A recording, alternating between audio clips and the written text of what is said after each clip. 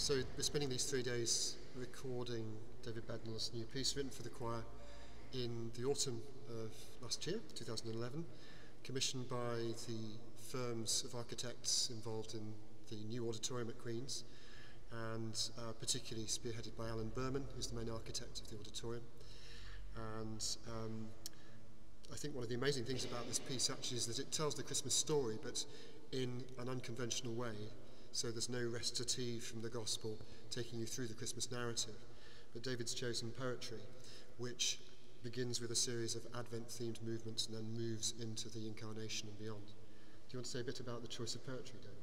Yes, there's a very difficult decision choosing, if you like, in a way, the libretto for this. I think part of the problem with Christmas is you are presented with sort of Alice in Wonderland of texts. You know, there are so many different approaches. But interesting, actually, when we began going through the gospel text for possible sources, there's very little in the gospels of the Christmas story. It's only actually referred to quite briefly. So I made the decision fairly early on not to include a recitative moments, partly because I felt there are so many examples where they've been done previously, Messiah being the obvious one, and Vaughan Williams Odier, and instead assumed the story was so well known to present it as a kind of series of meditations, really.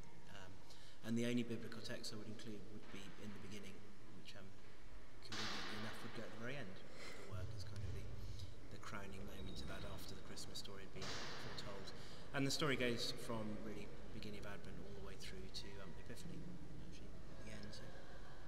And I think one of the things the choir has particularly enjoyed about the piece is the variety of character, not just the joyful aspects of Christmas, but actually the painful aspects of that whole narrative, including the slaughter of the innocents by the soldiers of Herod.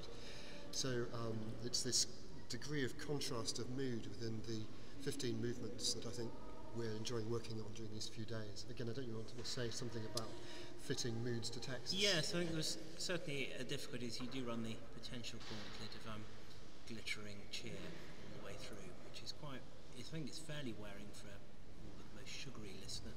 And it's also very wearing as a composer, I think, to have to write happy, non-trite music.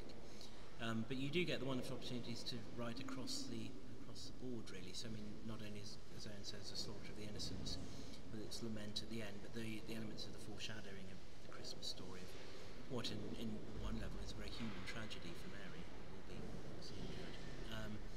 and then it was also nice to have the opportunity to write just some very gentle music, so Hymn of the Virgin and Wonderful Cradle song. It's quite nice to be able to write a tune for that, and sheer unadulterated exuberance in the last movement, and indeed the second movement, the first chord movement, and recapitulating that at the end in just sort of great outbursts of Alleluia, through really sort of various kind of dance forms on the way through.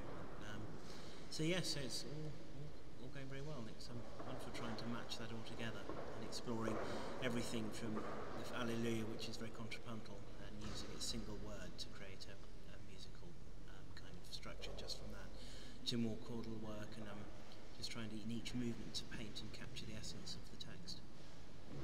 So we're really grateful, David, for you giving us the opportunity to explore all the colours, hopefully that the choir is capable of it, and with the organ and with the trumpet as well. Well, so thank you. Thank you for offering me the chance to write it.